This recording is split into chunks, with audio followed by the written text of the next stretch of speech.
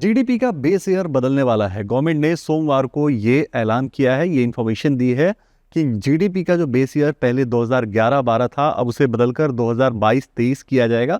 ये reply parliament में एक जवाब में भी एक रिटन तौर पर दिया गया है मॉस्पी की तरफ से, यानी जो सांख्यिकी मंत्रालय है उसकी तरफ से। अब जो इसके पीछे तर्क है वो ये है कि जो जीडीपी के बेस ईयर को बदला जाएगा उससे जीडीपी का कैलकुलेशन बेटर हो पाएगा और ज़्यादा एक्यूरेट हो पाएगा। इसके अलावा जो जीडीपी का ये नया सीरीज होगा, जो पूरी नई सीरीज होगी, वो फरवरी 2026 से लागू होगी। ये जानकारी सरकार ने दी है। इसके अलावा मीडिया रिपोर्ट्स ये भी कह रही हैं कि जीडीपी के साथ साथ सीपीआई, आईआईपी, डब्ल्यूपीआई, इन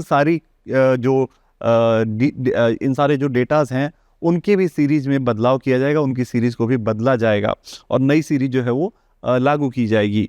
अब आपको ये समझना ज़रूरी है कि जीडीपी के बेस ईयर को क्यों बदला जाता है। तो उसके वैसे तो कई फैक्टर्स होते हैं, लेकिन मेन फैक्टर्स 3 होते हैं। पहला ये कि इन्फ्लेशन को एडजस्ट करना होता है, क्योंकि जो बेस ईयर अगर पुराना हो गया तो वो इन्फ्लेशन को एडजस्ट नहीं कर पाता है, पुराने इन्फ्लेशन के हिसाब से कैलकुलेशन बताता है, तो जीडीपी की जो ग्रोथ होती है वो एग्जैक्ट पता नहीं चल पाती, इसलिए समय समय पर जो बेस ईयर होता है उसे बदला जाता है।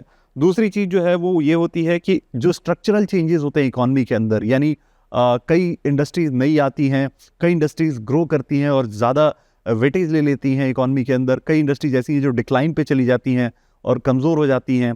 तो उन सारी चेंजेस को एडजस्ट करने के लिए भी नए बेस ईयर को लाया जाता है, अपडेट किया जाता है बेस ईयर को, ताकि जो कैलकुलेशन हमारा हो जीडीपी का वो बिल्कुल एक्यूरेट हो सके।